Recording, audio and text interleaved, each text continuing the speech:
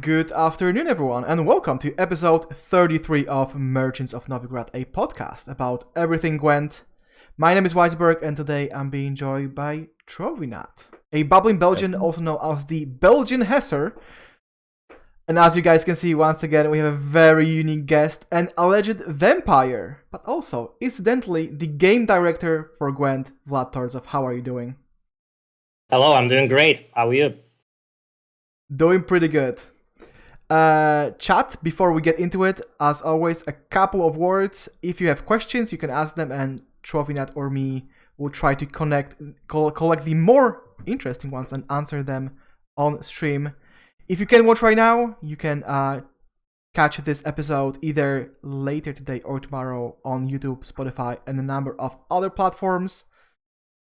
And yeah, if you want to stay in touch offline, you can follow us on Twitter at Novigrad Podcast. With that being said, the first segment of the show, what have you been up to? Vlad, how was your vacation?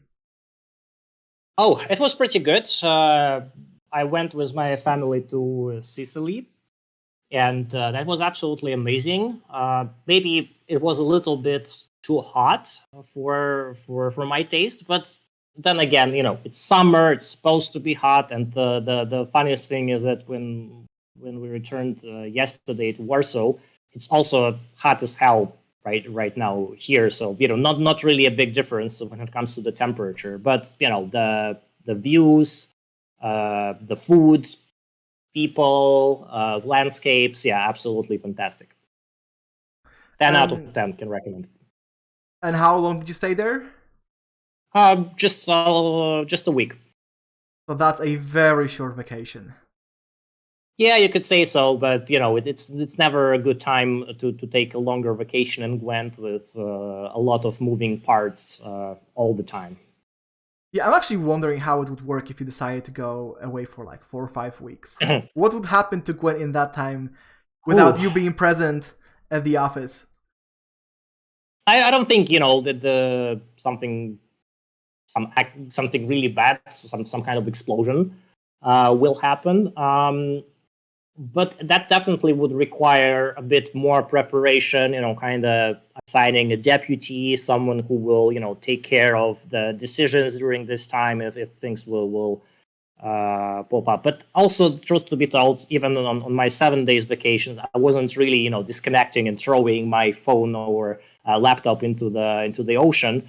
I was still checking stuff and trying to solve problems because, well, it's a live game, right? So there is no such thing as just going off the grid and saying you can't reach me.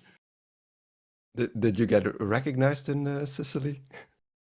Oh, no. I'm not sure that we have that many Italian or specifically Sicilian players, but people are super friendly in there. So maybe if they did recognize me, they didn't tell anything. Yeah, it's actually the question that we ask of all devs that are known publicly. Like, have you ever been recognized? I'm not sure. I don't remember what the story was exactly, but I think at some point Pavel told us that he was recognized once. Yeah, I remember this about Pavel, but I don't think it happened to me. During my CDPR time. So, I think it's still something to work on, the publicity part. The next milestone. Yep. Let's hope it's going to be a friendly interaction. Of course. Because, you don't want to meet an angry guy in the street who's going to be like, I love this card, and you ruined it. Well, it's my theory that this type existing only in the internet, and it's impossible to meet them outside. So we're good here, I think. All right. You said something about moving parts in Gwent, and I can imagine that right now the clocks are turning at an increased pace because we are just a week away from Open number 2. Are you looking forward to a little bit more competitive gameplay?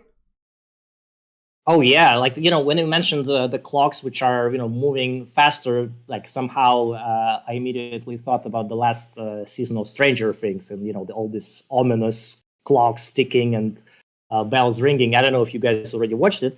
No spoilers, but that's very prominent part of the the new villain. Yeah, speaking of Open, I'm super excited to see more competitive play. I'm really curious about like what kind of decks and what kind of strategies players will bring on the current meta. And I was saying this before, of course, like our strategy with the timing of opens this year is that we always have one event just before a big card release. So supposedly, or the intention is that like more established or settled meta will be present on this tournament. So hopefully it will be the case on 10.6. But it's also kind of our last chance to see like what players came up with, what is like the conclusion of the 3 months period from the last card drop, which shaking the meta usually quite significantly. I really like the fact that the tournament is just a few days before the patch, because normally when a tournament is, let's say, at the beginning of a patch, people often complain, okay, so now we are going to have a tournament meta for the remainder of the season, and now it's just going to be a few days and we get an expansion, so meta will shift once again. It's kind of like a final exam, right? Like you have a semester, you're learning stuff and you're experimenting with the strategy, etc. And then Open is kind of like the final test for all players who qualified to refine their strategies, to come up with the best lineups, and then try to get into the Masters. Well said. Yeah, we kind of already mentioned angry people on the internet, but we noticed that you were more and more active on social media, especially on Twitter. How has your experience been over there? Well, I feel that maybe I'm not as active as I want to be, and that goes both for social media and playing Gwent. But I think you guys you'll be asking me about this later. Yeah, like to me, this is a very important part of the job actually, and this trend I feel, at least in Gwent, was started by Jason when he became a game director, and kind of the shift in the communication was very visible, as he was a really public, outspoken person during his Gwent tenure, addressing problematic things, hyping the exciting things, just doing some crazy stuff as only Jason can do. And I think it was very cool because it kind of builds the relationship with the community, and it also sends the message that the game director is not some disconnected dude in the ivory tower who doesn't know what's going on the ground and have his or her head in the cloud. No, it's not really the case. Like all game directors went less known and more known.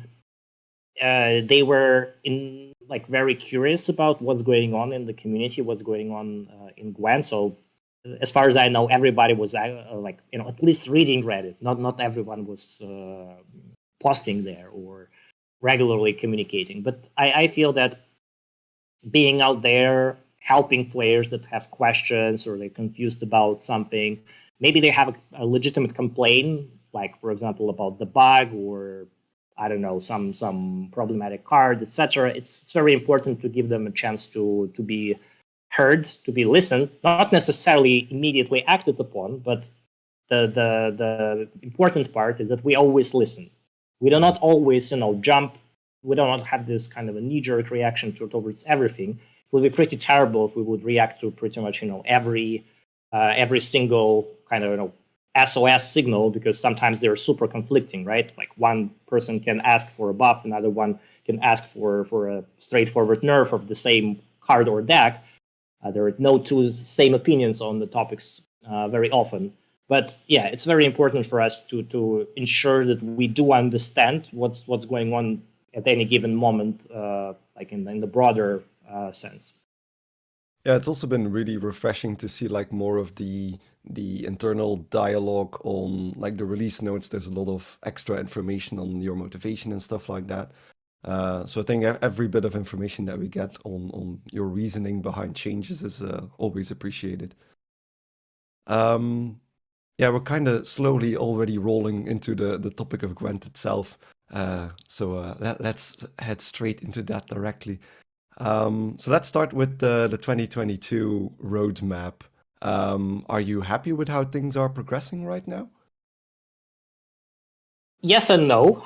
Yes, when it comes to all the major milestones which we put on the roadmap at the end of last year and presented it on our stream in December, we are going according to the schedule. What I mean by that is, we still have our monthly updates. We successfully released 10.4. Forgotten Treasures update, which brought more cards to the game. We are also on track with 10.7 that will bring even more cards to the pool of Gwent cards. We also successfully re-released all the journeys. That was a pretty big undertaking. It might look like a trivial thing, right? Like, we already had these journeys before, right? No big deal. Let's just press the button re-release, and that would be it. But in reality, it took many months of very hard work and solving many technical challenges of how to actually build the system in which players will be able to freely switch between journeys, right, and then progress at one at the time. But still, it was very important for us to give this flexibility. Also, the new system which would allow to fast travel for scraps, which is also a lot of players were veteran players especially were asking, give us some opportunity to spend scraps, right? So that was important for us to do. So that's talking about things I'm happy about. Things which I'm not very happy about is there are, let's say, some long time ago promised things like, for example, primification of the tokens, right? It doesn't make me proud, or it doesn't make me happy that we're not able to put our focus or our attention to this topic enough. Like, we have other priorities with reworks or adding new cards, which are kind of preventing us from doing this. And there is also, some kind of sometimes smaller delays or emergencies happening, like, for example, with the upcoming Black Sun expansion.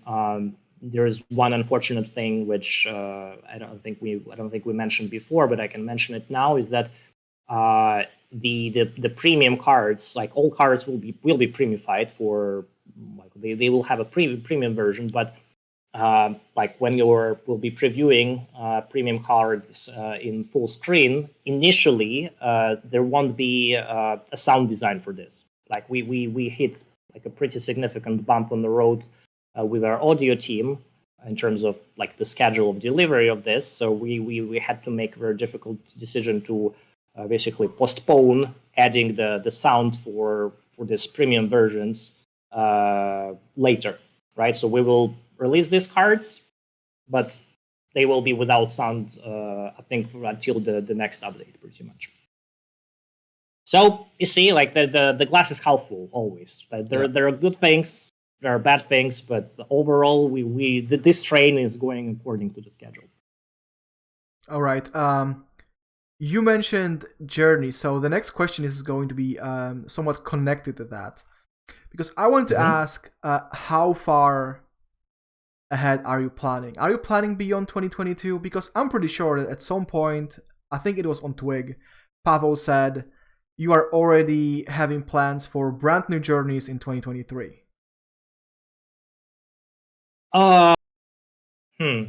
Okay, sure. So let me start with the first part of the question regarding like our horizon of planning. It's usually more than 1 year, but for super high level stuff, right? Like, for example, if we would consider releasing Gwent on a new platform, it would be something that we would start discussing, years ahead, like as a kind of a destination where we want to arrive eventually.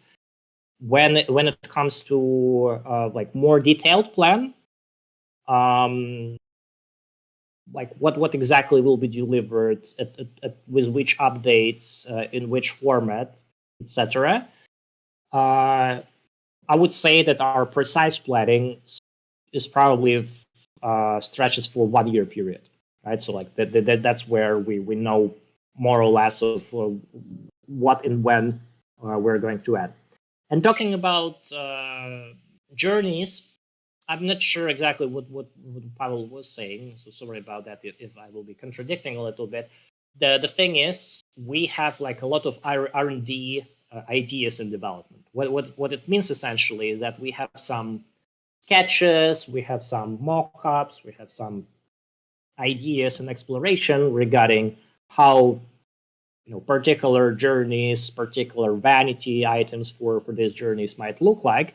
But it doesn't mean exactly that those are developed or they're ready to be implemented or they're ready to be put on a roadmap. Basically, we kind of working for the backlog, so to say, that we can go back to these ideas when the time will come and start developing them, putting them into real shape. It's not a very serious question, but somebody in chat asked, Roach Journey when? That will be fun, isn't it? Well, hopefully one day. Not sure how to answer this, but I'm not sure how that would even work.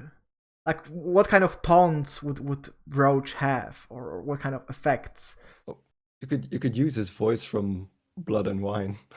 Yes, true. There was this one quest. Oh yeah, that was a hilarious quest. But so this is actually the good example of things which are cool and exciting because they're not easy to do. It's not just some kind of a copy paste approach in which we're just taking one character, replacing it with another, and it's pretty much same animations, same customization options, etc. Like if someone would really study all our journeys and how they're changed over the years, you can probably see that we're experimented a lot and we're innovated a lot with every one of them, right? Like with the last one, with Dandelion, for example, released last February, all the music instruments, right, and the ability to play on them, and actually we recorded different sounds to imitate this infamous shovel guitar. I didn't know it's actually a thing, right? That you can actually play on the shovel with strings in real life, but apparently there are some YouTube videos on this topic. So yeah, and previously to that, Regis with multiple forms, like his giant bat and his then humanoid form and all this. It's crazy. Like the amount of innovation that the team is doing is like absolutely mind blowing. Yeah, it's been really cool to see that evolution and shifting of focus. Some journeys had more card backs, some journeys added music, and yeah, it's been really cool to see that change over the course of the past year and a half by now, since the first Carol journey. Yeah, I think if I remember correctly, first Geralt journey, it's April 2020. Could it be? I think it could. Yeah. But yeah, and about journeys in general, were you happy with the feedback you received on the return of journeys and the new progression system? We talked about it a little bit already, but pretty much. I mean, journey as a product or journey as a progression system, I think is absolutely fantastic. It's kind of difficult to imagine that back in the day we used not to have them, and the progression system which we had was still liked by player. Nobody was rebelling much, etc.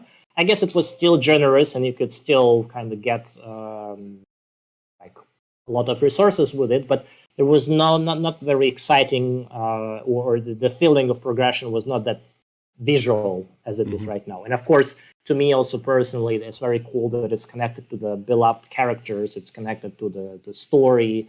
I really like the fact that many games have battle passes, but I feel that our own kind of unique spin or twist on it with journeys is that they're so story heavy, and that they also like made with this great attention to the characters. Like the good example is that when we released Yennefer Journey, there were quite a lot of people complaining that all her outfits are really boring, and the most popular was like, it's only black and white. I mean, come on, why you can't give her nice dresses like Triss? Like why like they all look the same? And that was really important for us because we wanted to keep the fantasy of this is Yennefer, even if the outfit is like not even from The Witcher 3, not known from the video games. It's still Yennefer and still her style, and it's kind of relevant. So yeah, I'm very happy with Journey. I think it's a great product. It's great value for money also for players. I think Definitely. we tried to calculate it once, and it was like for $10 essentially you're getting I think around $200 of value if you will, of course, right? Like we'll just sum up everything that you can unlock in 100 levels. I did the calculation once, and you're pretty close to that total estimate there. So yeah, it's definitely extreme value. I think everybody was really excited from the first journey onwards, and I wonder, did you also get a lot of questions when you released the Yennefer journey about why is Triss not first or stuff like that? Oh yeah. I mean, sure, it's always a competition in there. So yeah, I don't remember if we had like a very serious debates within the team about the correct order, but maybe considering that Yennefer is kind of a from the books kind of a canon love interest of Geralt, it was quite obvious choice for us that she will be the next in line after Geralt and Ciri. Yeah, it instantly reminded me of what the Foxbride, who was our previous guest, had to say about Triss and Geralt. And he used quite a few unparliamentary words to describe what Triss actually is in the books. But yeah, you said that a lot of people were displeased with the Yennefer journey, and it's actually what you said earlier about people often being displeased with certain cards or certain themes or decks, and then you have the other group of people who are absolutely happy about the same things. And it's also the case when it comes to journeys, because some people complain about Yennefer journey not being very colorful, let's say, but I enjoyed it for its minimalism. And I think a lot of people like the fact that the choices that you get, the outfits and all that stuff are very minimal and are not very invasive. Like they don't shift the focus from the board to your leader character. Yeah, like I think that the problem with that you described with Journey is we also saw kind of after Regi's journey into Dandelion. I think what we did with Dandelion, I mentioned already, was very cool. Not only the music instruments, also the fact that you can Dandelion was the first journeys where you can not change the whole outfit, but actually have two halves, right? So you can select different pants or no pants. And the upper body clothes, and I feel that it was completely went under the radar. Why? Because like according to the popular community sentiment, with Regis we kind of raised the bar of like having multiple, not just skins but multiple models within the same journey, and nobody actually asking the question like, does it make sense for Dandelion to have multiple models, or it's not needed there? And it was making sense for Regis. That's why we decided to go extra mile and do this. But there is a very strong feeling sometimes in Gwent community of kind of us setting the precedent, and whenever we are deviating from this precedent, it always creates the problem, even if it's completely justified from the internal perspective. So yeah, that's happens sometimes. And even for something like Dandelion, if you change his clothing, that's also a different model. I mean, talking from experience, that's a lot of work going into just that as well. It absolutely is. Yes, it's not a straightforward thing. Like, and to me, the really when we're talking about the community feedback, like guys, you can be like as critical as you want. You can, say bad things about us, etc. But whenever people are saying that developers are lazy, that hurts the most because there's nothing more further from the truth. Well, at least as far as Gwent is concerned. Maybe there are some lazy developers somewhere in this world, although I don't think, like in video games industry, a lot of lazy people are working. I don't believe so. Like most people I know from this company and from others are like super passionate about what they do and they're super hardworking. And if something not going according to the plan, it's not because people were lazy or I don't know, sleeping at the wheel or anything like that. Sometimes it could be out of this creative people's control, and sometimes it can be just that they're not being appreciated enough by the end users, by players. Happens also. Oh yeah, that's a known phenomenon, I would say. That people who are not publicly visible are often underappreciated for their work. But continuing the topic of journeys and microtransactions, as the game director, how do you envision the future of cosmetics? Well, when we said for this year that our plan is to re-release the old journeys to make them available again, there were a few kind of commitments that we made. First was that we will add new content to this old returning journeys, which you guys already saw for Geralt and Ciri. We are planning to keep it up and makes things interesting for upcoming returning journeys as well. So that's that. There is the second commitment which we made is that we are not stopping producing out of journey vanities, which I don't know, maybe a bit of a spoiler. Like with 10.7, there is also quite nice and juicy vanities are coming our way. So we'll continue to release vanity items which are not connected to any specific journeys throughout the year to celebrate hard drops, or you guys also saw the challenge which we just had with Yantris and Shani. So that was another example. I have a feeling that people were not expecting us to do it, and that was nice feeling that we managed to do a nice surprise. So yeah, like sure, not only vanities for sale, but also those that are completely possible to unlock for free by just by playing the game is something that we will continue to add to the game. As like what's our kind of next move after we will re-release all existing journeys? That's too early to say as of now.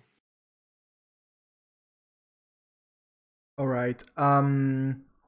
You also mentioned an additional sync for experienced players to use their currency, and that's going to be our next question, because microtransactions sometimes offer currency rewards. Sometimes it's directly, like the meteorite powder. Sometimes it's indirectly because you are getting kegs, and kegs are ultimately giving you scraps. Do you intend to add more currency sinks in the future for experienced players? And is there anything you can share with us at the moment regarding that? Well, I can confirm basically what I was saying before to people asking the same question, that yes, with fast travels for scraps, we're not stopping. We do not consider, that the problem is solved with it, because we do realize that, especially for players who manage to level up, without fast travel, level up by any means, really.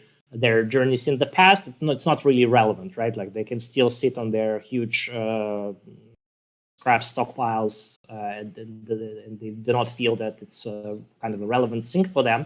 So we are considering more syncs. No additional details, but for this year, I think it's going to be possible. It should be possible for us to offer something for players in this direction as well.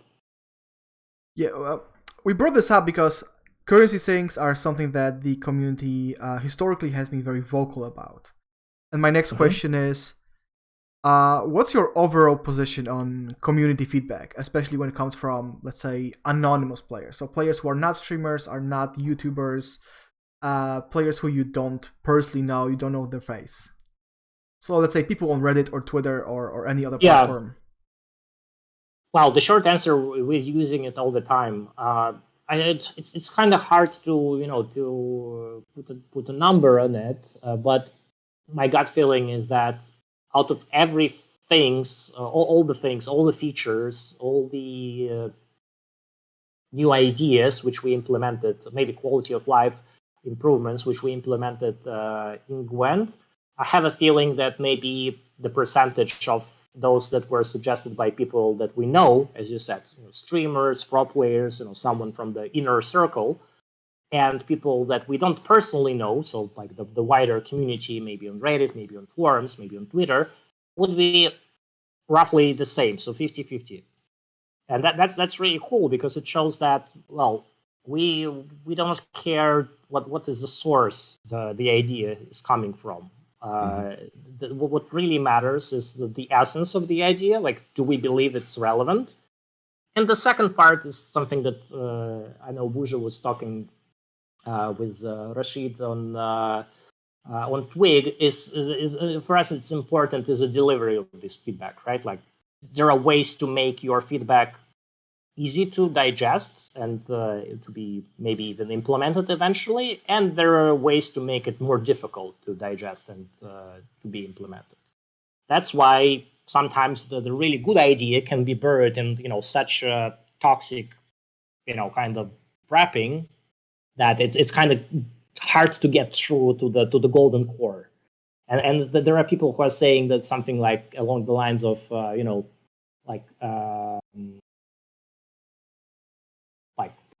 it's our job as a developers, kind of to go through this into this depths for this kind of golden nuggets of reasons. But I disagree with this. I think we are interested in this and we're going after this, but it doesn't have to be delivered in such a way that it would really take a heavy toll on us to get to the bottom of this.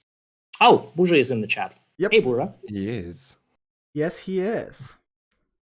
I'm also wondering, Vlad, I suppose 9 times out of 10, if you get a suggestion, you probably already discussed it internally because somebody else brought it up. It's only...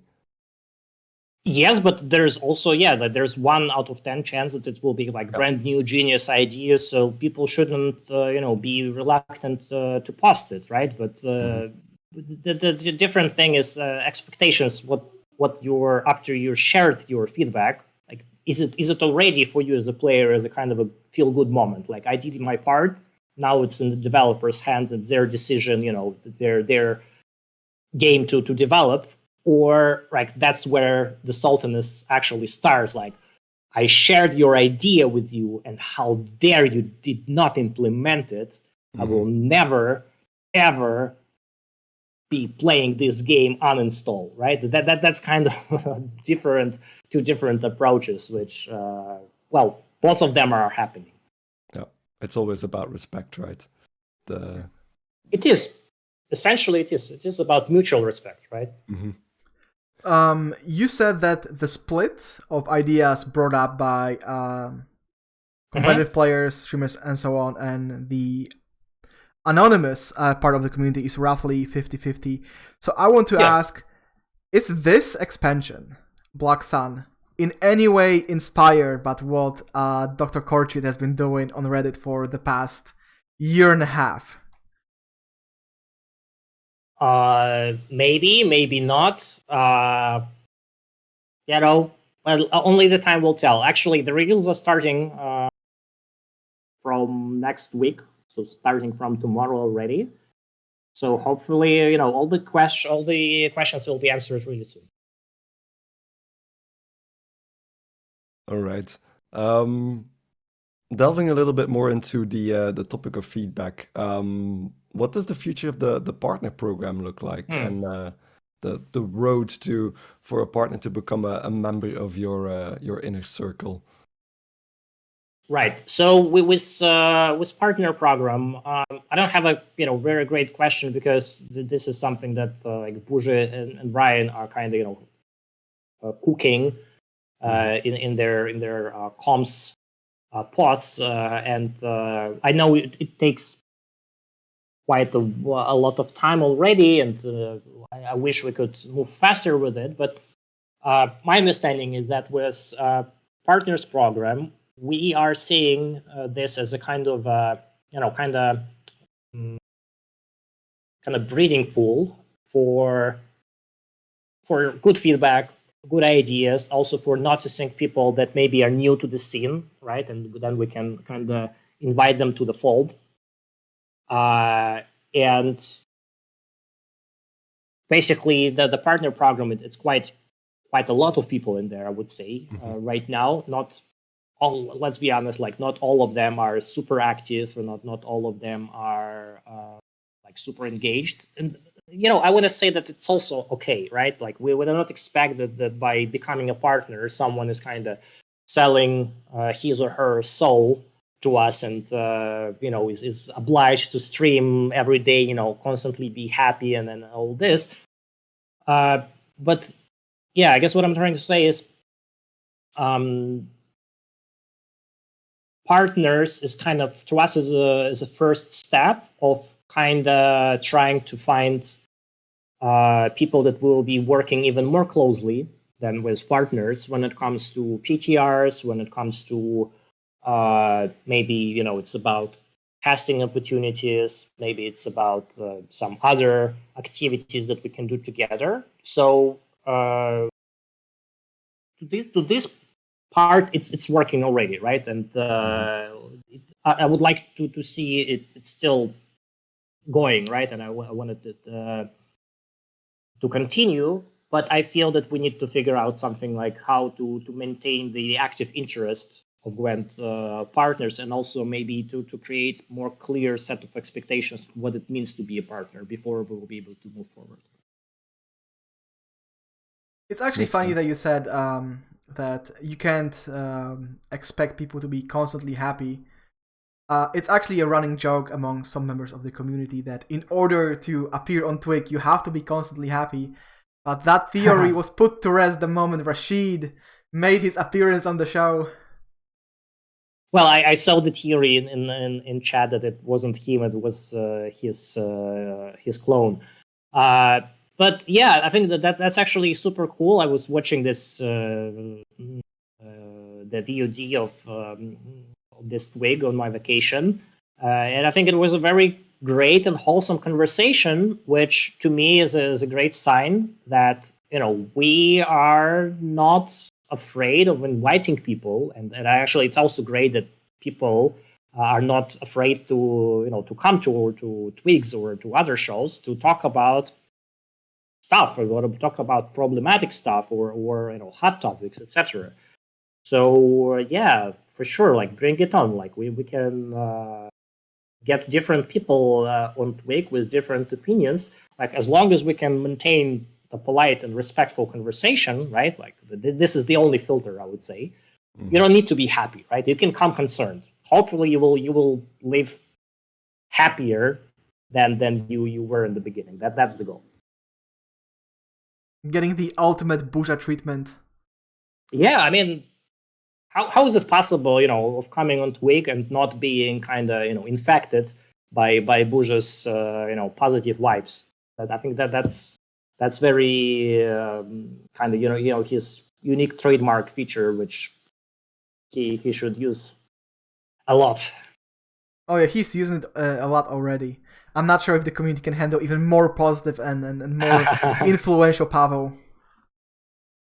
We can definitely try. You said something about hot topics and how you're not afraid to discuss them. So let's delve into such a topic, and it's gonna be balance. What's your overall balance strategy at the moment? Is it better to release new or rework cards somewhat over or underpowered and then balance them as you go through small steps, or are you always aiming to release cards in their most balanced state possible? Right. So I think it's a very interesting question indeed when it comes to new cards specifically, because there's a kind of a conspiracy theory, not only in Gwent, I saw it in other card games, and not even card games, like basically for live games in general, that developers on purpose are making, OP stuff to sell kegs, champions, heroes, like whatever you're selling essentially, right? Like the new stuff has to be more powerful than the old. And it's also kind of the whole feature creep conversation also taking roots into this because, well, obviously if you're releasing something which used to, well, by old standards is like super OP and doing it all the time, then sure, that this is kind of a textbook definition of the power creep. When it comes to Gwent, I don't know if people believe me or not, but we do not have this intention to like overtune the new cards, right? It might be beneficial in the short term, like right, we can maybe sell a little bit more products related to these cards, but it's rather, I think, as history showing, like it's rather bad decision in the long run, even in the mid run, because people will quickly get bored by this. It will kind of widen the gap between people who have the access to these new shiny toys and they do not. So why is it happening then? The reason is, while we don't want to make the new cards necessarily overpowered, we definitely want to make them interesting. And in a game such as Gwent, interesting often means doing something which previously, no other card or no other archetype, something, completely brand new. So we already revealed the infusion keyword. I don't know if we were supposed to talk about it later, but just wanted to use it maybe as an example. Although I don't know if it's a good example because nobody really understands what it is, right? At this point, it's vaguely worded and it's much easier to understand by looking at examples, which we're not revealing today, not yet. But this is to me the example of, like, if our goal would be to play safe, it would mean no new keywords, no risky stuff, like basically no cards which are kind of twisting the rules of the game, or no cards which are like introducing some difficult decisions or challenges to players. Like very often players, when they're talking about Gwent and they're talking about problems, they're saying this card is unhealthy for Gwent, or they're saying like this like thing is not what Gwent is. And I always have a problem with this kind of feedback because it kind of implies that the person who is giving this feedback have the ownership of the definition of what Gwent is. In reality, I think with if there's like millions of people playing Gwent, there are probably millions of different versions of Gwent in terms of like what it is in their perception, right, in their minds. So that's why, it's actually very, very difficult to cater to this audience because everybody have a very different expectations of what this game is about. What's essential for Gwent, what's is absolutely no-go, right? What's acceptable, etc. And we're constantly trying to expand these boundaries. Because if we would be following these boundaries, which are set maybe by the most conservative members of the community, I'm afraid that the game would be very straightforward and boring in the sense that like all the new cards, everything that we'll be adding will be just variations of something which you already saw before. And actually, in this case, the set rotations would make a lot of sense. Because if we are about to release something that you already had, then why the older and maybe less powerful stuff is existing in the game? Let's just rotate it out and add more of the same, but with different picture. Like, is that what people want? Or they want it to be interesting? And by interesting, I mean risky, right? So eventually there might be overtuned cards, and I won't be betting my life on the fact that in 10.7, there won't be any problematic cards whatsoever, and nobody would be complaining after a couple of days or a week or a month that we released something powerful.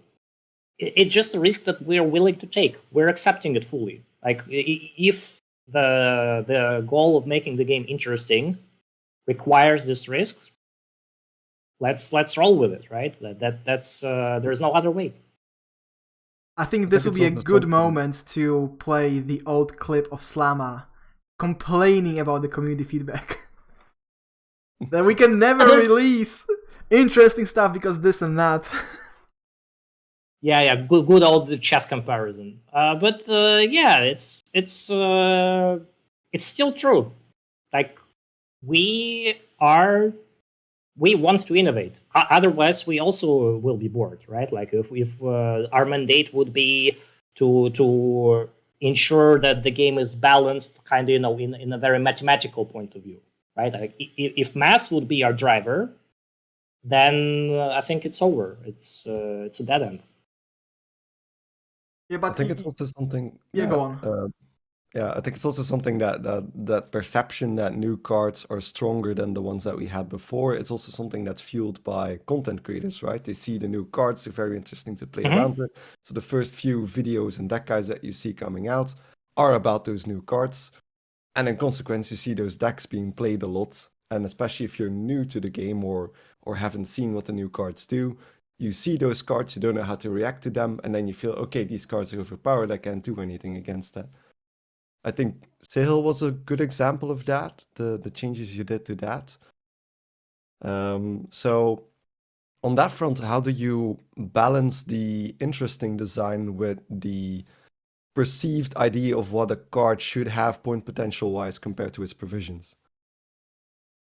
Well, I have a feeling that this is a rather technical question, which probably one of our designers would be able to answer better than myself. But like in our conversation with the design team, like we always discussing that, and also it's a conversation, based on the PTR feedback and based on the balance rounds which we're doing before the release, is that we always fighting to the very last moment to keep the card interesting and if possible also flavorful. That also can be really important, right? Like sometimes the idea that the card is depicting something, like I don't know if it's a sword, right? Like it needs to deal damage, right? Otherwise it's not a very good sword, for example, or like the siege engine. I think the battering ram is a very cool example of like super flavorful mechanical implementations. Like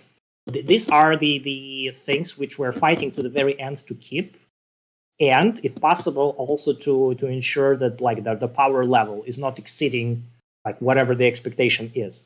But it's also very important to understand that there is no kind of like a vacuum or golden standard which we can oversimplify and use as a reference point. It's very important, like in which deck the card is going to see play, right? Like what are the other cards which are existing around this card, which will make it stronger, weaker, same level, right? Like what are the literal abilities which would work and somehow amplify with it.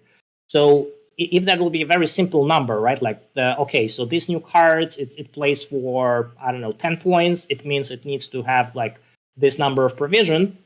It would be very easy, but it's never easy like this. Like we can do this calculations to some extent, but they're not super accurate. I would like to circle back to what Trovi said about the perception of value, right? Because let's look at the Ring of Favor. Okay, it was slightly nerfed, but people still were saying it doesn't matter. Everyone is going to play this card anyway because it plays for so many points. But the moment some pro players and as a result content creators stop playing that card, it suddenly disappeared from the vast majority of decks. We saw it multiple times with multiple nerfs. Sometimes with buffs too, but I think nerfs are more visible in this regard. Is that very insignificant mathematically changes, right? Like changing one number of provision, one number of power, whatever, sometimes can have a very drastic consequences. And it's true what you said, because like there are people with super analytical minds, right? Like the pro players who are like very good at this game and they're like running this kind of the whole calculations in their head and roping to the very limit. I won't say any names, but the way they are breaking down the cards and the way they breaking down the strategies are completely different from, like, let's say the majority of players do.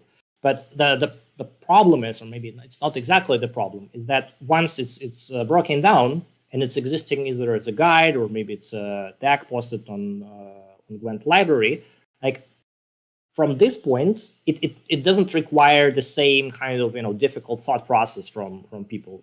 And I know it sounds like I'm saying net decking is bad. I don't, because I think net decking is absolutely necessary, especially for new players to learn the ropes, etc. But I'm saying that it definitely takes away a lot of this intended creativity that we want players to express and to enjoy. When you're just going for the cookie cutter solution, you're just taking someone else's deck and you're following the step-by-step guide how to play it.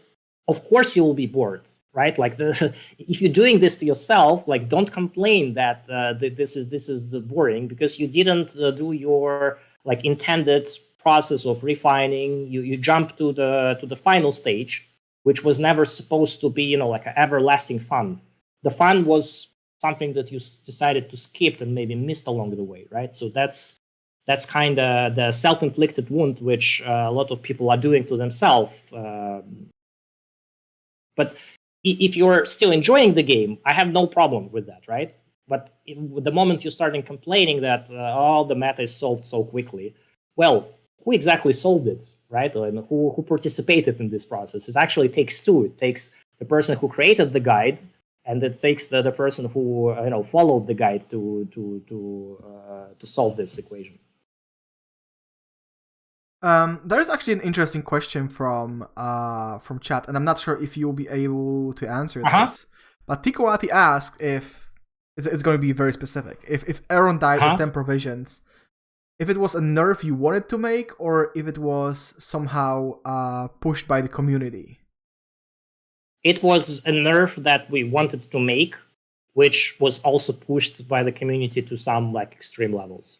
So it's literally both. But if to rephrase maybe the question better, like, without the super vocal outbreak regarding Aaron died, would we nerf it? The answer is yes. Like, it's based on the data alone, we would do it. It just, I think that the whole problem started with that people were expecting us to do it earlier, and when we didn't, all the hell broke loose. So that was a bit unfortunate, but it was kind of a timeline problem. And does such a thing as community nerf actually exist? Are there nerfs or let's say buffs that you implemented in the past that were solely pushed by the community, even without your data showing you it's the right thing to do? There are some, I wouldn't call them exactly community nerfs or changes, but there are some tweaks we introduced which were not which didn't look like absolutely necessary from the data standpoint, but from the sentiment and this psychological standpoint of people's enjoyment of the game that were necessary. I can give you a couple of examples. Like Witcher Alchemist was one of those. It's basically was, I think, one of the first executive decisions I made when the card was getting nerfed. I came to the designers and we had a long conversation. I told them that we need to do it. Right? Just trust me, but by swapping the ability, right? Disconnecting it from the location, I mean. And the second one would be drill, right? Also, maybe arguably the card was also very powerful in the tournaments, right? Like we saw in its influence on the competitive meta, which was not universal if you look across the board. But then there is a problem very unique to Syndicate, for example, where Syndicate is maybe the least powerful faction, just because how not powerful, popular, just by how complicated it is, right? It's very difficult to pilot. It requires like a deep understanding of the game, of the sequencing, etc., which means that it can perform really well at the very top and not so much on all other levels, right? So that's one of the area where we also need to be careful about using the data approach only, where the sentiment and the kind of competitive temperature check is important. All right. This brings me to the next question, because it's also what chat asked about, right? Because they mentioned a couple of cards like Prince Tennis or the Wolfpack. And the question is, what's your stance on older and underpowered cards, right? Because we just talked about cards that people wanted to see nerfed, but what about buffs? Because there is a lot of ideas as to why these cards are bad. Some people say they are meant to be bad or niche because they only work in a very specific setting. Other people are saying some cards need to be bad to give new players the sense of progression and expanding their collection. So what has the game director what is the game director going to say about that? Well, I have a short answer, but I think this also could be, kind of topic for a separate episode. Really, if we'll be talking about the philosophy of like having a bad or like very narrow cards in the game.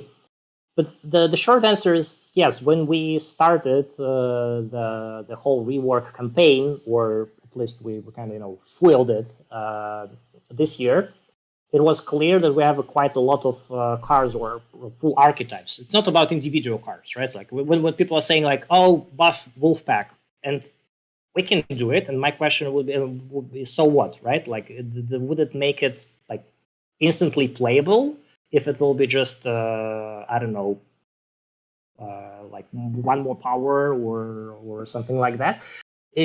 What we're trying to do with reworks and with updates this year in general is to bundle as many relevant changes which kind of play well together as possible. And we saw that this approach is better than just like random buff, random nerf here and there. Instead, we're focusing on particular decks, particular archetypes, particular game plans, trying to elevate them to the modern power level. So, like, yeah, in short, I hope we will reach the point in which there will be maybe very limited number. I'm not saying there will be no weak cards at all, right? Because part of the game design philosophy is that you actually need to have weak cards as well in the game. They also kind of used as a stepping stone or maybe the reference points to understand the power levels of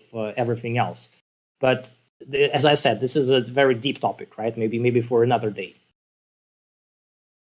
And as you say, they're used as stepping stones, so it's also something for new players to have a little bit of progression in what kind of cards that they're using. Absolutely, yeah. Like you're thinking about starter decks, right? It's also a relevant thing. Like sometimes especially in a complex game as Gwent, if the card is straightforward, maybe to the point of being slightly boring for experienced user, for a new user, it's a blessing in disguise, right? Like because you don't need to kind of crack your head to understand how this super complicated, like expensive and provisioned card that does everything works. You can just focus on your nice packable wolf packs and having fun of discovering a very simple back and forth interactions, kind of boost and damage, etc. So yeah, there always will be some novice friendly cards in Gwent. Let's put it this way. And I can confirm that's a boon to new players. I've introduced a couple of my friends to the game, and just going with those cards first just makes it really easy to understand the base mechanics. Yep. Maybe in regards to reworking more recent cards, like I think we saw some mentions that Ornate Sensor will be reworked in 10.7. What's your overall take on reworking cards that were released recently? Like, for example, Ornate Sensor is 3 months ago, so... Well, we never release cards with the intention for later rework them. Let's make this one clear. Like, if it happens, it means that, well, it doesn't perform according to our expectations or to the community expectations, or both. Like in this case, I think like in our design team, we do not feel that our hand is being forced here either. So we are reworking it not because someone is unhappy, but because most of all we are unhappy with how it works so far. So if we are like some days away from releasing 10.7, if there will be a need to rework some of the cards, hopefully not, right? Like I want it to be not necessary, but if there will be a need to rework any of the cards we're releasing with this expansion, we will do it, because the keeping the game enjoyable is more important than we actually, this is a blessing, right? Like, we were not the physical card game. Like, if it would be a physical card game, that would be a real pain, right? Like the reworking the card, which you just printed like in millions of copies, players already have it. Come on, no, this is a nightmare. But we are the digital card game. We should really embrace this huge advantage that we have, right? Like, if something is broken, we can, like, in a very reasonable time frame, adjust it, and everybody will be happy. So we will continue to do that. Yeah. Since you mentioned that there's no real outside pressure to change the card, what do you base your decision on then to change a card like Ornate Sensor? Is that play rate or something else? Oh, I'm not saying that there's never the outside pressure to change the card. Sometimes, the community can be vocal about like particular pain points. It's more interesting that most of the time we actually agree with this, right? It's not like there is this kind of community faction versus dev faction we're fighting over some concept or some card. Most of the time we are in agreement that things need to be adjusted. What we can disagree with is when, because, well, community always wants it right now, right? Yeah. That now, maybe yesterday also. And second is how. Like the ideas of how maybe we are agreeing that the card needs nerf or maybe rework, but not the one that someone is suggesting in particular, but maybe it's something else, which would also make sense with the changes, with other changes which we're about to introduce, for example, which nobody in the community knows, right? Yet. So that's kind of the consideration. So yeah, like when it comes to the the sources of knowledge, sure, we have our data, we have our we have our numbers to monitor, but we also checking out the sentiment. We're actually looking at what pros are bringing to qualifiers, what are they bringing to opens. It's like all of this together. I wouldn't say that there's one piece which is significantly more important than others. Oh yeah, and I forgot to mention, like, we're also playing the games ourselves, right? That's not that's important factor too, and this is subjective kind of a feedback, but so it is the one that we're receiving from the community. Yeah, it's actually something that used to be a meme, right?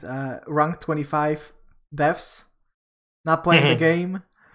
But you recently said that you made it to pro, so I guess that argument is no longer valid. Not that it ever has been valid, but when Jason or Pavel were streaming and they were like rank 25, people got the wrong idea. I don't feel like me getting into the pros are proving anything other than I had a lot of free time on my hands, like back in last December. Actually, that's where Regis was introduced, and vampires finally become viable, right? And I jumped on this, and I basically reached the pro rank with vampires. So that was kind of the achievement I wanted to unlock in this game. But yeah, like, truth to be told, that this is not really a relevant argument, because the people who really need to play a lot in order to really understand the meta and understand what's going on, both in the pro rank and outside of it. Designers, they are playing a lot, right? Like it's just not visible to anyone. They're not advertising it. They're not kind of discussing it with. But this is where all the kind of first-hand temperature check or I'm not saying data collection, but kind of impression collection is happening. Mhm. I'm going to digress, but let's assume that a member of the dev team made it to pro, made it to top 64, qualified to a tournament. Is he Won't be eligible allowed. to play? No, it's in the rules. Like in the rules, we all are banned from participating in the CDPR official tournaments. Okay. So moving on, because we spent quite a bit of time earlier in the stream talking about the roadmap. And I would like to circle back to that topic for a moment. You've recently said, because it was like a minor controversy, somebody pulled some numbers about how many people are working on Gwent at the moment, and it was fewer people than in the years before. So you said that the team was scaled down to match the needs. And what I would like to ask is it possible for the Gwent team to grow in the future if those needs change? Sure. Like I think it's very straightforward, right? Like the optimal size of the team needs to reflect like the needs of the project. I think it's relevant for Gwent. It's relevant for any other game being developed or being serviced, right? Like if there's something which we want to do and we don't have people for, I want to point out that we have a couple of open job positions as of now, right? And I think this is like really telling fact that if we need people, we are not blocked, or we were not hesitating to look for them, because it means that there is a need. Like we can't do things we want to do. We can deliver what we want to deliver without these people. So sure, to answer your question, like in the history of Gwent, we were constantly fluid when it comes to the size of the team, right? So like there is I wouldn't say that there is a big deal in like shifting people around, especially within the company itself, based on the needs either in Gwent or elsewhere. And how many people work on Gwent at the moment, roughly, if you can give that answer? Yeah, I would prefer not to talk about this at this particular moment, but maybe we will come back to this once like we'll be discussing some future roadmaps or something like that. All right. But what's important, if there's anybody in chat interested in those open positions, I'm assuming you can find those on the website? Yes. Or? Yes. If you will go to the CD Projekt website and look for the careers page, those are listed there. The reason I asked this question was there is this ongoing meme joke. I'm pretty sure some people even take it seriously that Gwent is dead, and they use that data to prove their point.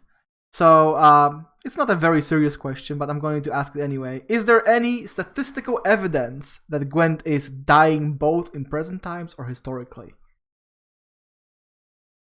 Well, I really don't know how to answer this not serious question. Well, to me, like when people are saying that Gwent or any other game is dying or it's dead, this is the question of kind of like their own perception of their own interest to the game, right? Like if I don't care about something, it can as well be dead to me, right? There is even like the say, "You're dead to me now." So I feel that it's kind of a projection. That's what it is, right? Like if you're feeling that the game is not engaging for you anymore, you're not really as entertained by it as it used to be, for example, then of course, like I think the natural human impulse would be to assume that it's not you who changed. It just like the game changed for the worse, right? It's not, the problem is not me. The problem is something else or someone else. So in this regard, yeah, it's kind of pointless, I think, try to convince people otherwise, right? If to someone Gwent is dead, then it probably is. Yeah, out of sight, out of mind. Arena is dead. Yeah, that's. I see the chat. Yeah, Arena is definitely dead in the water because it's just simply not in the game right now. Doesn't exist anymore. Yeah.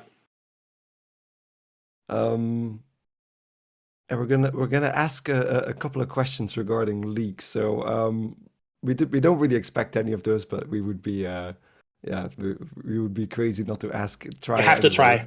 Yeah, we have to try. So what's the status of the Golden Nekker project, and when can we expect some more information about the project in general?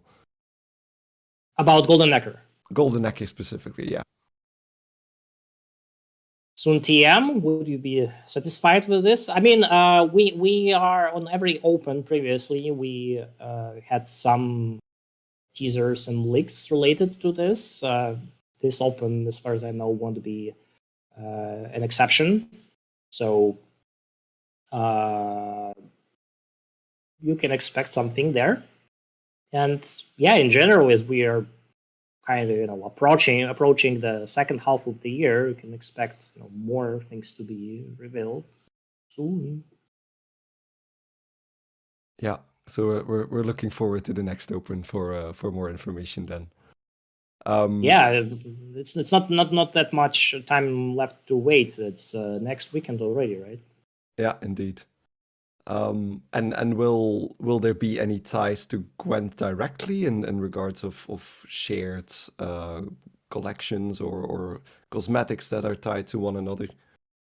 I don't want to go in specific, but yes, there will be like some incentives, let's say, for players that Gwent multiplayer players to try out Golden Nekker. Yeah.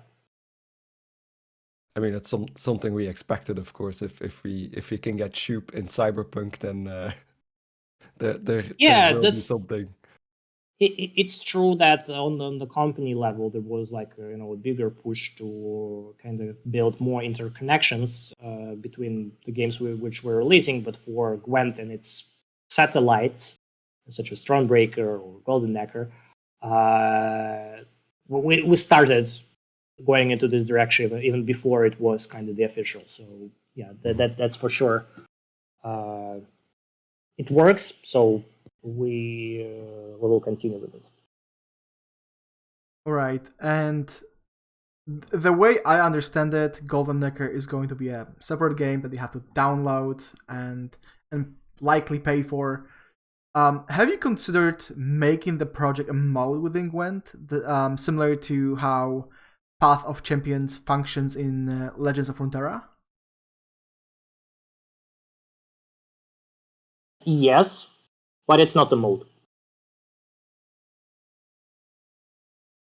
But okay, so you did consider that option that it could be a mode, but it's not going to be a mode. Yeah, I mean, sure. Like there's always, there's always a consideration for pretty much any existing ways of delivering the content, right? So obviously we went through like the process of evaluating all of them, and yeah, I'm really afraid I'm going into this spoiler territories, but like we evaluated this option and it just didn't work for us, like let's say from the technical standpoint. Feel free to spoil. We are not going to tell anyone. Sure, but I'm not so sure about 96 people watching us right now, so I have to be careful. I mean, it's going to be on Reddit anyway. All right. Yeah, we had the question before in chat already whether Arena was dead, but we have something that replaced that, of course. Yes. So what's the future of draft mode? What's the future of draft? Well,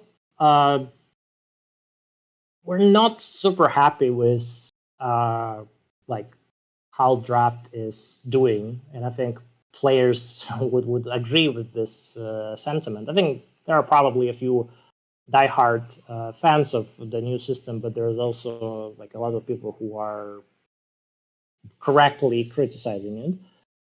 The biggest problem is actually in the way how it was implemented in the first place, and like what it actually takes to keep it updated, right? So like because the system that was used for its development, for its design, was arguably overcomplicated, that made it very difficult for us in the present day to keep it pretty much fresh and updated with every other regular update. It's kind of like, always would require a huge extra effort, which would otherwise take away resources from releasing new cards, doing reworks, so basically doing normal design kind of work, and it would require shifting focus. So our solution to this is to rework, let's say, the internal tools used in order to manage draft, change the packages, making sure that all this kind of maintenance of the mode is going well. Once it will be done, which unfortunately I can't share the ETA with you yet. It's kind of will depend on other priorities as always. But once it's being done, I hope it will be significantly much smoother sailing from now on, because it will be basically a kind of a task which could be done alongside other things with no major commitments, to drop anything out of the scope just to fix draft. So yeah, I'm sorry for players who were expecting maybe more drastic and fast changes there, but this is one of the things which I'm also not happy when you were previously asking about, like how we're going according to the roadmap. Well, draft was not exactly on our roadmap per se in terms of make draft great again, but yeah, it's not progressing as fast as I wanted to. I think it's basically the biggest victim of the fact that you're so regularly changing abilities of existing cards, right? Mm-hmm. Yeah, I'm obviously like we can do everything, right? Like, or not everything, anything, but not everything, because that would imply that we need to sacrifice certain things to focus on others. Yeah. And then in regards to the other modes, so we have seasonal, which rotates a lot of different ideas. Do you keep track of how popular each of these ideas are, and are you thinking about making some of them permanent, for example? With seasonal, we do recognize that there are some, let's say, good and, well, not good and bad, but rather like popular and less popular modes. Like they're not equal. There are some which are problematic from the perspective of just the meta of particular seasonals being solved, and that they're just impossible to play without certain cards or combos to be included, and we're aware of that. It's kind of in the same bucket with draft when it comes to priorities, but like the solution which we were discussing with the team is that maybe we should at least disable some of the seasonals which we believe are not adding much, and people are mostly complaining about them instead of playing them, which would be step one.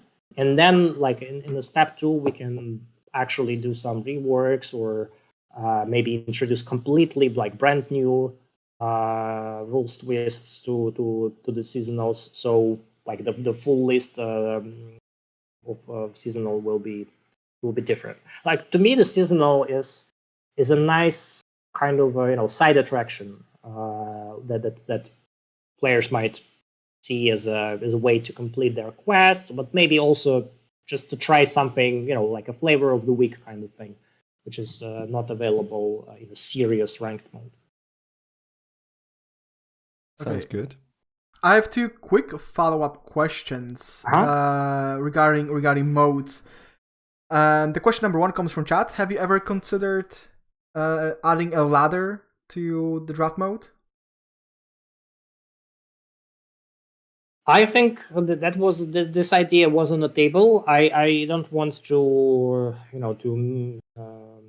give you wrong information there if we are planning to do that or not, but it definitely was discussed at some point. So bear with us when we will be able to to talk more about this topic specifically to deny or confirm it. And it would be nice, right? And considering that quite a few people said Arena is dead, have you ever thought of maybe bringing it back? Personally, yes, but it's not that easy, right? So I also had this genius idea, like maybe we can just bring Arena, maybe even let Arena and Draft coexist, and like the better mode wins. But it's not something that we can just press the magical button. We'll be back immediately. So no such plans for now. All right. So I think we arrived at the end of this very Gwent specific segment, but there's one more question I'm going to ask, and it's going to be about The Witcher 4. What are your expectations when it comes to the development of the new Witcher game and its potential impact on Gwent's popularity? No comments. I expected that answer. No comments here. Okay, there's a lot of questions in chat about, rent-free confirmation, stuff like that. Can you give us anything regarding the Black Sun expansion? Any small leak? Doesn't have to be visual. Let me think.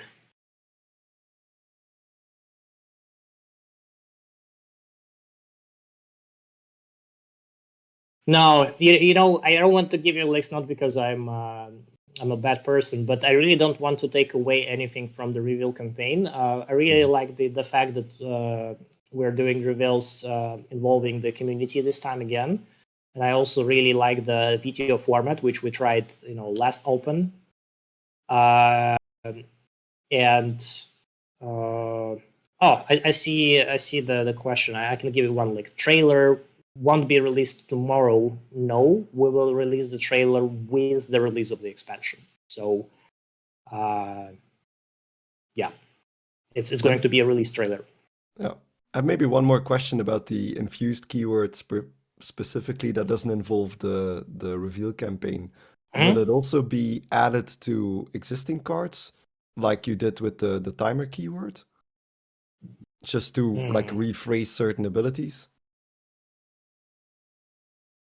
Yeah, it's really hard to explain how it works without giving you particular examples. But yeah, like infusions will work with all Gwent cards, like as long as maybe if infusion has a very strict limit, like which cards can or cannot be infused. Other than that, there are no other limits, right? So like this mechanic is a very unique in a way because it's not limited by its nature to the new cards only. And I'm assuming it doesn't work on veiled units then, since veil blocks. Infusion was a status effect, right? That is correct. Yeah. Okay. There was a question in chat about the rapture keyword. I'm pretty sure that's more of a question that could be asked to a member of the balance team, but let's ask it for the sake of it. Will we get more cards with the rapture keyword? Not with 10.7, I can tell you this. As of will there be more eventually? Maybe. I mean, we have the keyword, right? Like, it would be a shame not to use it at all. I personally like. Yeah, go on. Yeah. I was going to say that there's also something something special in the way that only one card does it. Like there's something cool about this. Yeah, that's what I wanted to say actually. That it's pretty cool that there's only one card with that keyword. Yeah, it makes it really special. Oh yeah, and Turkvi is a good lad. It's a proper chat of a card. Everyone loves Turkey. But moving on to competitive Gwent, and once again we are going to open with a question from chat. I'm not sure if you can make or announce this kind of commitment. Competitive plans for 2023. Are you planning a competitive season in 2023? We, unlike other activities, usually our competitive plans are not locked that early. Right now, we were still, the plan is to kind of make sure that all the events from this year are successfully executed. We also have this one innovation in the roadmap, which we need to come back to, I guess, pretty soon, which is this. What's the name of the tournament? It's not Last Chance, but I forgot the name. So in sometime in November we will have the special qualifier, so to say, that will give final spots to Grandmaster. So this is something which we never did before, and that would be a big challenge in itself. Other than that, I think, as always with Gwent, closer to Q3, maybe Q4 is when we will have more information about the competitive plans. Because our competitive plans are also going, especially this year, hand in hand with our content release schedule. So it would be unwise to kind of start planning one thing without it full understanding of how the schedule looks on the other side. Understood. And what about your current position regarding offline tournaments? Can we expect the return soon? So this open happens in the online format. This was confirmed. When it comes to the upcoming tournaments, I think if we're talking about chances here, I think the Masters have the biggest chance of being held on offline, not online.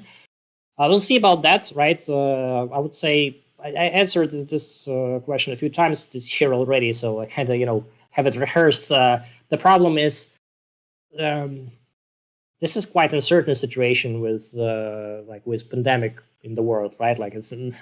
Yesterday it was only COVID, today is that also monkeypox and whatever, right? I don't know what to expect there. We were for us it was a shift in paradigm when we started with offline only major events, and the assumption was it's impossible to do it other ways. No, we need to make it offline, and it was the paradigm we lived on for a very long time, myself included. Then with the start of the COVID, we had to, completely rebuild our approach to this, and kind of completely also rebuild our processes and the ways we're doing things. So if the decision would be made that we are going back to offline, that might require a bit more than just a decision, right? That would require some extensive preparation for us to kind of remember all the learnings and everything from a past experience with offline events. And sure, the most important thing is the safety of the participants. That's what we always were, and the production crew, the thing that we cared the most. So fingers crossed. All right. One more question in the topic of competitive Gwent. How do you see the future of the competitive gameplay regarding its popularity or financial viability from the player perspective? You mean financial viability from player perspective is prize pools? Yes. Essentially. Hard to say really, because it feels like some kind of a question which we should ask pro players to tell us what do they think about, are they happy, are they not. The thing is with other things, with journeys I mentioned to you before, the most dangerous things, or at least for us, is setting precedents, right? Like when we announced in 2017 our first season with 250k USD prize pool, that was, you know, a statement, a bold one. And since then, like I would say, downscaled quite a lot. And I understand, like, if people are seeing this as a point of a concern that, oh, it's not what it used to be, but it was, you know, looking back up, it was not a sustainable move, right? Like, it was, I mean, Artifact, they announced the $1 million tournament, which never happened, right? So that's kind of, I'm not going to say unfortunate. At the end of the day, we had this tournament and we had a winner. And I hope that players who participated, they have a good memories and they cherish the trophies from the first season and all that. But going back to the future and also to the present, I do believe that Gwent competitive scene is offering adequate kind of support for players who are deciding to, I'm not saying dedicate their lives to Gwent. That would be maybe a bit too much, in my opinion. Just because, you know, we also planned the competitive scene this year in a way that it will be a bit less demanding from the time commitment perspective from the pros, because we do realize our initial system was too grindy, right? Like, it was kind of a lifestyle choice commitment almost. Like, you either grinding every season or you're out and you have no chance to play. I believe that the new system is much more forgiving in this way. It doesn't require you to sell your soul. It doesn't require you to have this unhealthy, not work-life balance, but like game life balance. Or in other words, it doesn't require you to treat this as work or as a job, right? And I hope it will stay this way, and it still will be viable for players. Like, you know, the money would still be something that would keep them motivated and engaged with this. Yeah, like it's hard to say or to predict what will happen, you know, years in advance, specifically with the competitive side of things. I personally would like to see it going and to support it, as long as there is interest in the community to play on this competitive level and to play in the tournaments. And for the rest of the community to watch it as well. Because the viewership is still pretty high, I think, for the most of the tournaments. Most people don't realize that the numbers which we used to get in the first season, like, and we had some crazy numbers, right? Like, I'm talking about like top 10, maybe even top 5, top 8 maybe of Twitch, etc. It's not, you know, only the merit of like how popular was the game overall. Of course, all that, sure, but like back in the day, also the strategy was to promote these events with marketing money. So it means that, like, we were advertising them quite heavily and quite significantly. And I can tell you that, like, from the, let's say, financial standpoint, that was not a very good investment. That's why we stopped doing this at some point. So I'm happy to say that the numbers which we're getting, those are like absolutely organic numbers, which like we're happy to get, because we know, like, all of this are real viewers, people who are interested in watching. And of course, like, you know, we will continue to do Twitch drops, and we will continue to do some interesting stuff like the prediction divination contest for masters, etc. So we want to create these incentives for people to watch, but we don't want to, you know, to pay money to drive traffic to our Twitch page, because it doesn't give us anything at this point. Yeah. Well, it's good to hear that those numbers are within expectations then for the... Oh, definitely. Recently. Definitely. If we look at the competition, right, like apart from, once again, the tournaments which are obviously being heavily promoted like we used to do, in this segment, in this genre, I think there is nothing to be ashamed about. Yeah. All right. Maybe one more question that's not really a competitive question, but is there any chance for the partners open to return? I think so. The question is to the people who will organize it, which means probably it's like Rapik, Ryan, or Buja in our team, simply the ones who will do all the work. My understanding is it's not happening only because we are like super busy with other things and also on the competitive side of things, the qualifiers and opens, but if there will be a chance for us to maybe when things will be a little bit more quiet to drop it, I think it's a great idea to let partners to play in this very unique kind of format of a tournament. Yeah, sounds good. Okay, I think that wraps up the competitive side of things. If you would indulge us for a little bit more, we have some more personal questions as well. Sure. So the first one is, as we're wondering about your road to becoming the director of Gwent. So how did you start out at CDPR? Sure. I started back in 2017 as esports manager. That's why kind of historically I'm getting all the esports questions, and I'm also very passionate about this subject because I built it myself. Sure, like at CDPR, they already had a couple of tournaments before I came on board that they done in partnership with other companies.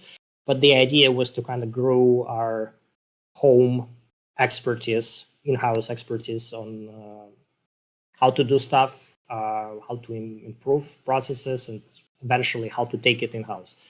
And it was done.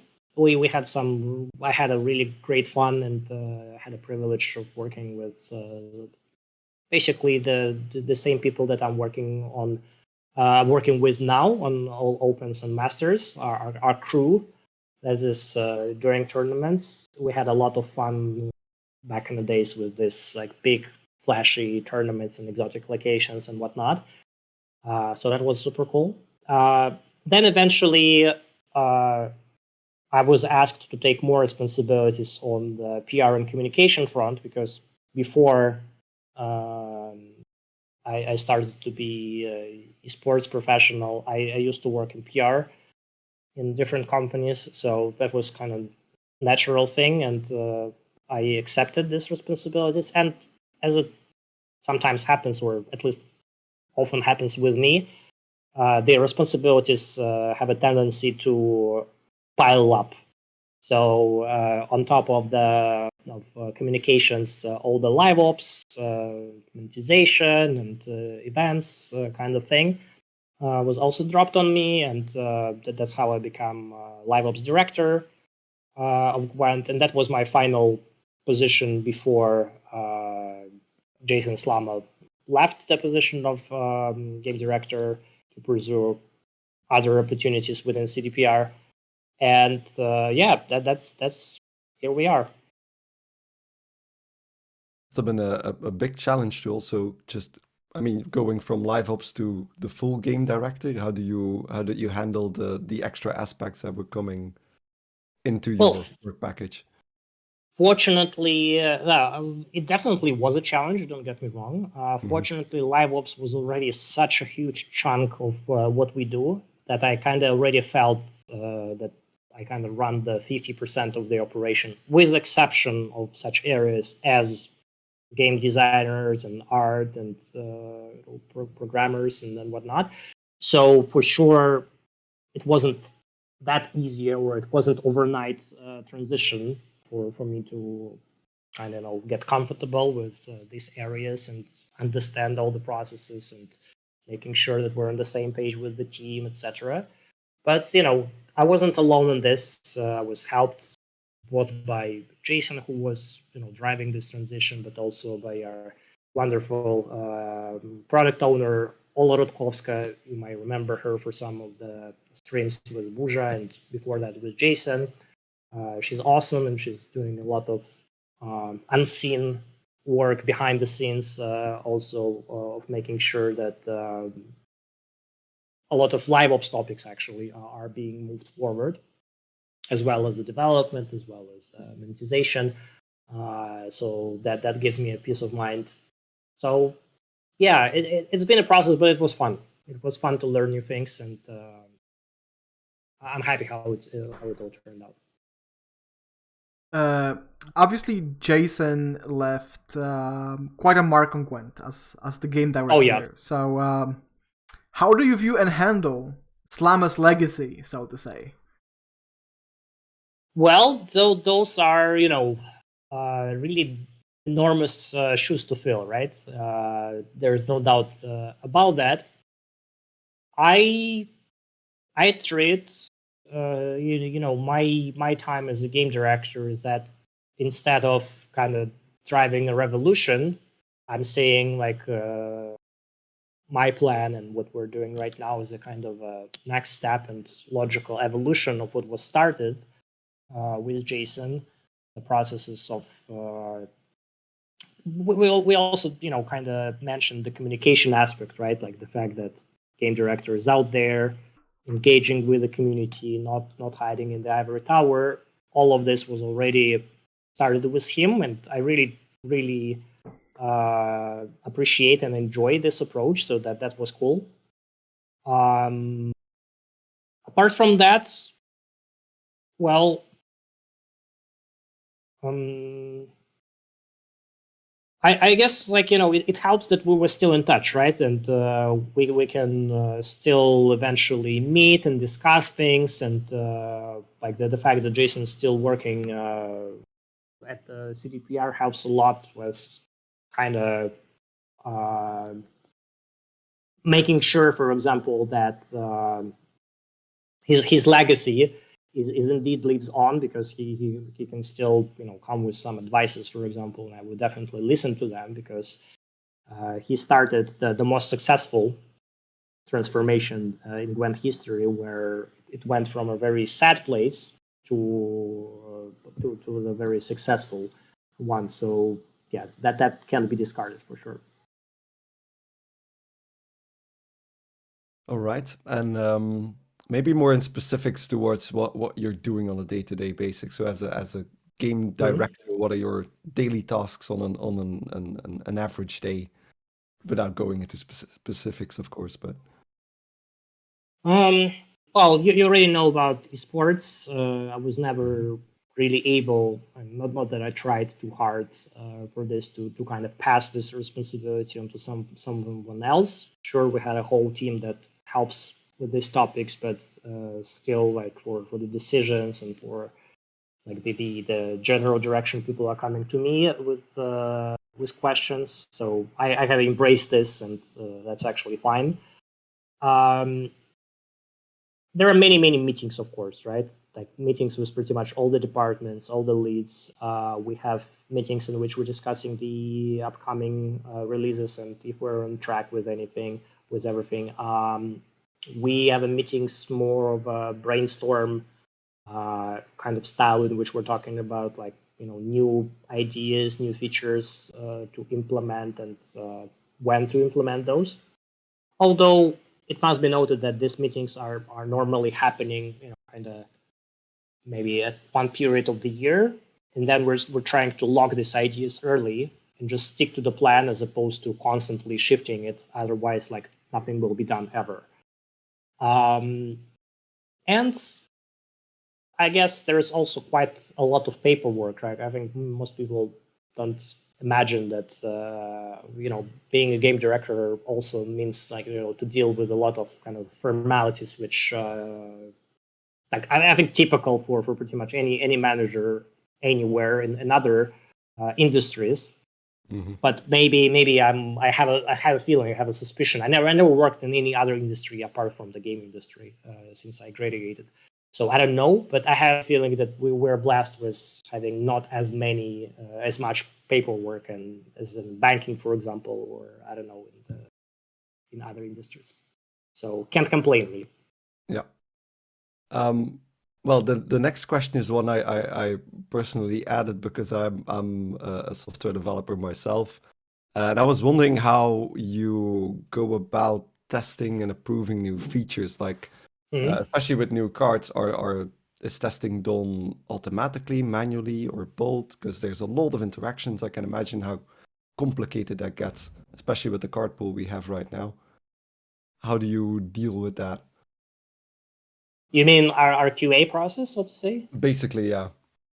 Well, we have a QA team. They're running, their magic, and they have like different kind of tests they're running. It's important to remember that apart from the tests, which are first of all, to start from the beginning of the process, there are different kind of tests where we're running, right? So first of all, when designers are doing stuff, they're testing their own work. That's really important. That's actually a super important principle that we're trying to emphasize everywhere else. That they're able to narrow down the problems, and they're not pushing it towards some other department to do their job, but they're instead actively testing it themselves, and they can actually also have the technical knowledge to go and correct things which are not working properly.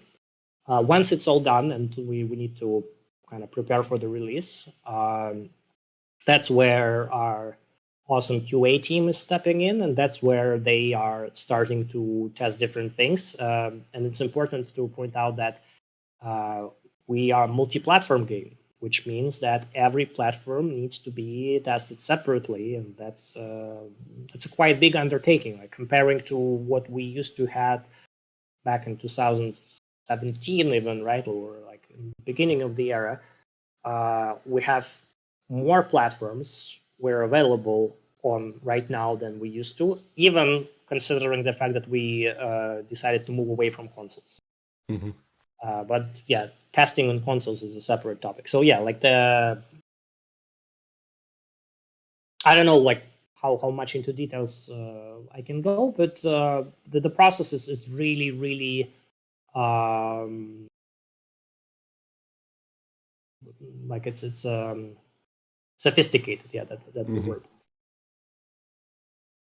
And I mean, especially mobile is also from experience, it's a terrible platform to start testing on every single type of device and every type of OS that's available out there. Well, this kind of test we did extensively during the before the release on every platform. Like these days, we're not like absolutely verifying that that the update will be working on like the whole lineup of all Android phones devices available in the world. That would be probably impossible even. Mm-hmm. But of course we are very mindful of the issues. Like for example, we did have a problem with Android recently where the new version of the operation system was released, and it actually led to the spike of crashes on multiple Android devices. And it was quite problematic things for us with very long repro step process, etc. But at the end of the day, we managed to get to the bottom of this and find the root cause and fix it. But it's never easy with Gwent. Like one thing is solved, another thing because maybe next time Apple will release update, and then here we go again, the full circle, completely different problem. There you go. So no rest for the wicked. No, indeed. We have a couple more questions about your gaming habits in your free time with this. We already talked a little bit about your pro rank adventure. So to follow up on that quickly, do you still play Gwent on a regular basis? Regular, yes. I can't say, well, especially with the vacation and like I think the recent disruption of my daily routines. I'm not as active as I wanted. Of course, like I'm playing on PTR, and I'm actually, I think last month I played more on the future version of Gwent than on the live one, which is not something not typical balance for me, because I like the sense of progression. I like climbing on the ladder and playing with matchmaking and not with PTR participants. But yeah, last month was this month actually was different in this regard. Obviously, with the release of the expansion, I'm planning to put some quality time into improving my ranking. Who knows? Maybe even reach out the pro rank again. Why not? That would be fun. So yeah, Gwent is still on my menu, but that's not the only game I'm playing on the regular basis. I'm trying to keep up with competition more or less. Trying pretty much all other major CCGs from time to time. Sometimes physical too, like Magic. Buja always talking about Magic with old week guests, and we had this long established tradition of playing, drafts in the physical format in the office from time to time. So like we all love this game, and we were constantly coming back to it. Recently, I've played. I like strategy games, right? That's one of the reasons why I like Gwent so much, because to me this is maybe like the most strategic card game out there.